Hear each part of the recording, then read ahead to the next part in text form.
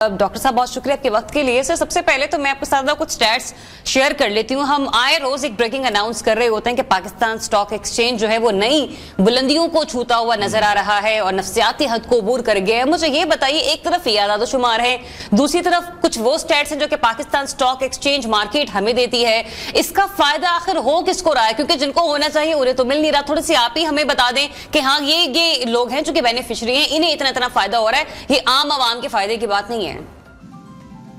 बिस्मिल्लाहिर्रहमानिर्रहीम। सो आपकी ये जो बात है इसमें वजन है वो इस तरह से कि स्टॉक मार्केट तकरीबन 3-3.5 लाख इन्वेस्टर है उसमें। सो पाकिस्तान की जो मार्केट है वो एक बहुत नैरो मार्केट है। वो ऐसा नहीं है कि आपकी जो इन्वेस्टमेंट है लाइफ टाइम की वो उसमें पड़ी हो, या आपकी जो रिटायरमेंट इनकम है वो पाकिस्तान स्टॉक मार्केट से आनी हो। पाकिस्तान में ना इस तरह की मार्केट को कभी तकवीयत दी गई, और ये कसूर उन मार्केट पार्टिसिपेंट्स का है जो मार्केट को डेवलप करते हैं, मार्केट को बनाते हैं, मार्केट को ब्रॉडन करते हैं। दुनिया भर में जो इन्वेस्टमेंट्स हैं वो सबसे ज्यादा स्टॉक मार्केट में आती हैं और एक ब्रॉड बेस्ड होती हैं। लोग जाके सिर्फ बैंकों में पैसे नहीं रखते, प्रॉपर्टी नहीं खरीदते, गोल्ड नहीं खरीदते, डॉलर नहीं खरीदते दूसरे ममालिक में, वो अपने स्टॉक मार्केट में अपनी कंपनियों के हिस्से में पैसे रखते हैं, और सबसे बढ़ के अपनी रिटायरमेंट की जो फंडिंग है वो स्टॉक मार्केट के डिविडेंड और डिस्ट्रीब्यूशन से करते हैं। So Pakistan stock market is a different story compare to the other markets.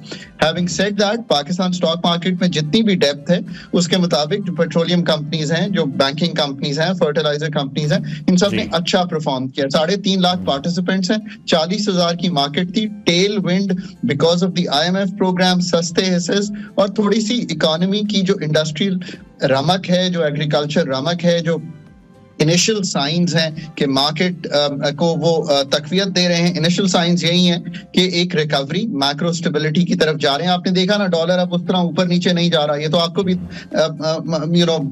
आम आदमी को भी मालूम है कि ऐसा हो रहा है। इसी तरह आपने देखा कि एक्सटर्नल फ्लोज कुछ बेहतर हुए, ज़र मुबादला के ज़खायर कहाँ 2.9 अरब डॉलर पे थे, अब आप देखिए तो वो चले गए हैं तकरीबन 7.2 अरब डॉलर पे। अभी भी ये बहुत कम है from a comfortable level. IMF का रिव्यू हो गया।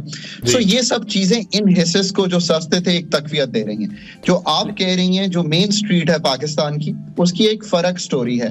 वो स्टोरी ये है कि पाकिस्तान में हमने ना कारोबार को आगे बढ़ने दिया, हमने लोगों की इन्वेस्टमेंट जो है वो सारी प्रॉपर्टी, गोल्ड और जो है डॉलर्स में करवाई। उसकी वजह से कारोबार तो तकवीयत मिली नहीं।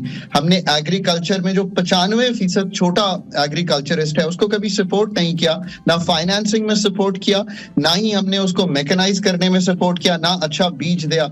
तो ना आपने ये जब सब काम नहीं किए तो ये एक ब्रॉड बेस्ड जो आप तरक्की देखना चाहते हैं, हम उसकी तरफ नहीं जा सके। लेकिन डॉक्टर साहब, जिस तरह से हम देख रहे हैं कि 2 साल पहले 33% के करीब थे वो लोग जो कि गुर्बत की एक लकीर से नीचे थे, अब वो 40% लोग हो चुके हैं। फिर आप क्या समझते हैं, हम बार बार कर्जों की तरफ ही देखते रहेंगे, हमें कर्जे मिलेंगे तो ही हम अपनी इन तमाम चीजों को बेहतर कर सकेंगे? क्योंकि अभी भी यही कहा जा रहा है कि एक और IMF के प्रोग्राम में जाएगी जो भी नई हुकूमत आएगी।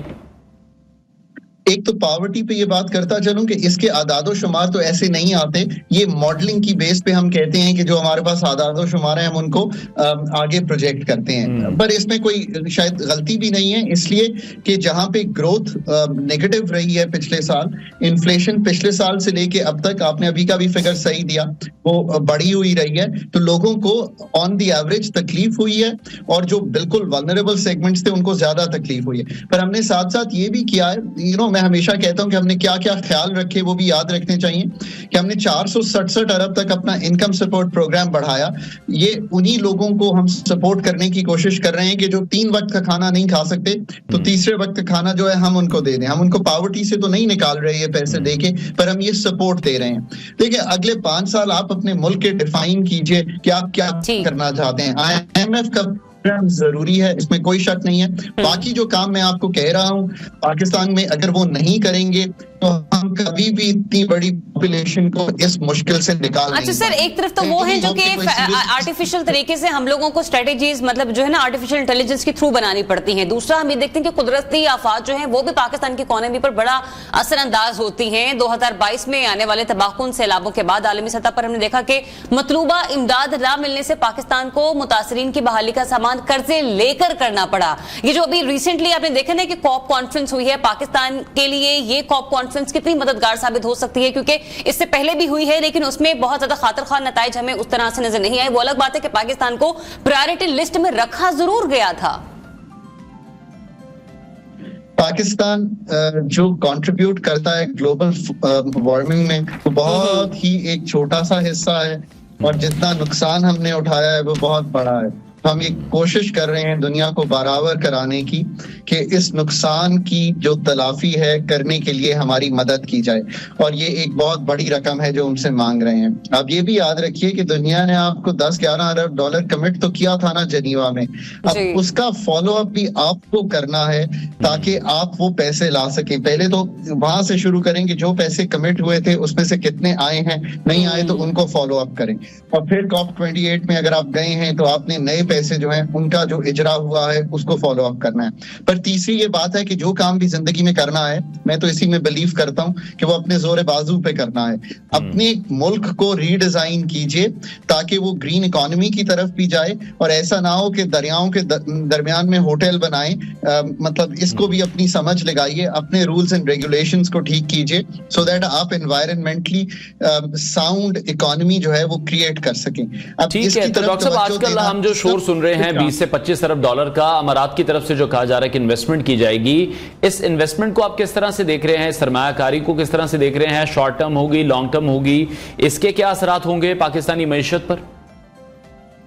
ये एक फर्क अब हम तरफ चले गए हैं, और उसका मतलब यह है कि पाकिस्तान में जो FDI है, जिसको फॉरेन डायरेक्ट इन्वेस्टमेंट कहते हैं, उसका हजम पिछले 10 साल में अगर मैं देखूं 1.5-2 अरब डॉलर से ऊपर नहीं जाता। ये पाकिस्तान की इकोनॉमी के लिए बहुत कदरे कम है। अगर 25 अरब डॉलर CPEC के छोड़ दें तो we have not really been able to get much monies for Pakistan, इसलिए कि हम पाकिस्तान को पिच नहीं कर पाते कि Pakistan is also a destination for FDI।